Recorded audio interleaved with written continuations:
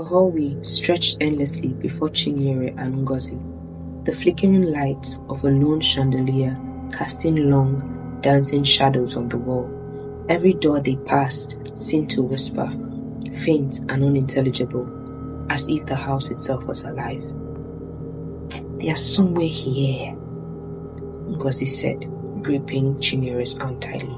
"They have to be." But Chinyere wasn't so sure. The mansion felt like it had swallowed their friends whole. Her pulse quickened as she glanced at the mirror on the wall. For a brief moment, she saw her own reflection staring back at her, smiling, a smile she wasn't wearing. "Let's keep moving," Chinyere urged, pulling Ngozi away from the mirror. "We need to find them." At the end of the corridor stood a grand double door, slightly ajar. Faint music spilled out, eerie and slow, like a funeral song. They pushed it open to reveal a lavish sitting room. Velvet drapes hung from the tall windows, and a fire crackled in a golden hearth, though there was no warmth. Sitting in a high black chair was a man, his face half hidden in shadow. He was impeccably dressed, his black suit tailored perfectly to his frame. A glass of red wine rested in his hand, and he swirled it lazily as if he had been expecting them. "Welcome," he said, his voice smooth and deep like honey laced with poison. "I have been expecting you." Ngozi froze, but Chinyere stepped forward, summoning all the courage she could muster. "Where are our friends?" she demanded. "What have you done to them?" The man smiled, revealing perfect white teeth. "Your friends? Ah, such vibrant souls. They were quite delightful." Ngozi gasped, her hands flying to her mouth. "What are you talking about? Where are they?" The man stood, towering over them. He gestured towards a side door with a long, pale finger. "You may see for yourselves." Chinyere hesitated, her instinct screaming at her to run, but she couldn't leave without knowing. Together, they pushed the door open. Inside the room was filled with mirrors, each one reflecting not them but their missing friends. Ada, Zainab, and Kemi were there, their faces frozen in silent screams, their hands pressed against the glass as if trying to break free. "No," Ngozi whispered, tears streaming down her face. She reached out to touch one of the mirrors, but her hand passed through it like smoke. "What's this?" Chinyere turned back to the man, fury and fear warring within her. "Let them go!" The man chuckled softly. "They belong to the house now, as will you." Chinyere grabbed Ngozi's hands and backed away. "We are leaving." The man's smile faded, replaced by a cold, calculating gaze. "No one leaves, my dear. The house must be fed." The doors shut behind them, and the walls seemed to close in, the mirrors reflecting not just their trapped friends, but dark, twisted versions of themselves. The man stepped closer, his presence overwhelming, as though the air around him was alive. Chinyere's mind raced. She remembered the old woman's words at the gate. "Beware, the house that feeds."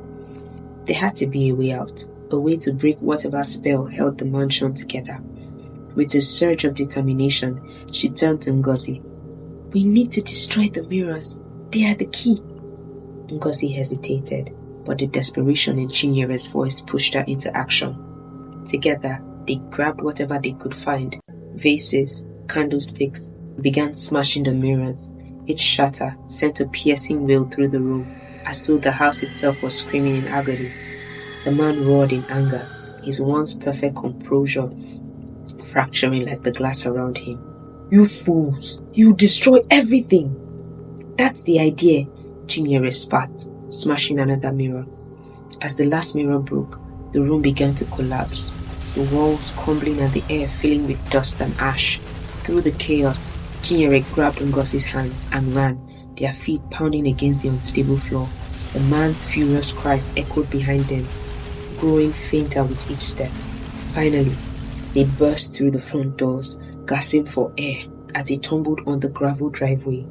The mansion stood silent for a moment before collapsing in on itself, disappearing into nothing but dust and rubble. Chinyere looked back, her heart heavy with grief. There was no sign of their friends, only the faint sound of the wind carrying the echoes of their laughter. The night air was cold and heavy as Chinyere and Ngozi stumbled down the driveway, their breaths coming in ragged gasps. Behind them, the mansion was no more, reduced to nothing but a barren patch of land as if it had never existed. Chinyere clutched her side, her mind racing with disbelief and grief. The faces of Ada, Kemi, and Zainab lingered in her thoughts, their silent scream etched into her memory. She looked at Ngozi, who had collapsed to her knees, tears streaming down her face. They are gone, Ngozi choked out. All of them. Chinyere knelt beside her, placing a hand on her shoulder. I don't know how, but we'll find a way to make this right. We'll tell someone. We'll make them listen. Ngozi shook her head, her face trembling. Who will believe us? A house that traps people in mirrors. It sounds insane. Chinyere opened her mouth to respond, but a movement in the shadows caught her eye. Turning sharply, she saw the silhouette of the old woman from earlier, standing at the edge of the road. Her hunched figure was illuminated by the faint glow of a distant streetlight. Wait here, Chinyere said, rising to her feet. Despite her exhaustion, she walked towards the old woman, who stood still as a statue. You knew, Chinyere said, her voice sharper than she intended. You warned us, but you didn't stop us. The old woman's milky eyes stared past her, as if looking into a world Chinyere couldn't see. I did what I could, but the house, it chooses its own. It has always been this way. What do you mean? Chinyere demanded. How do we stop it? How do we bring them back? The old woman shook her head slowly. The house is older than you can imagine. Its hunger never ends. Tonight, it was sated, but it will rise again, somewhere else. Chinyere's stomach stank. Somewhere else? You mean this could happen again? The old woman nodded.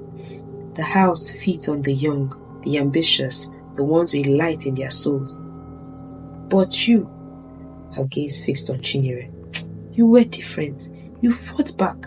That is why you escaped. Chinyere clenched her face. That is not good enough. We can't let this happen to anyone else. The old woman's lips curled into a faint, sorrowful smile. You are brave, child, but the house is not something you can fight alone.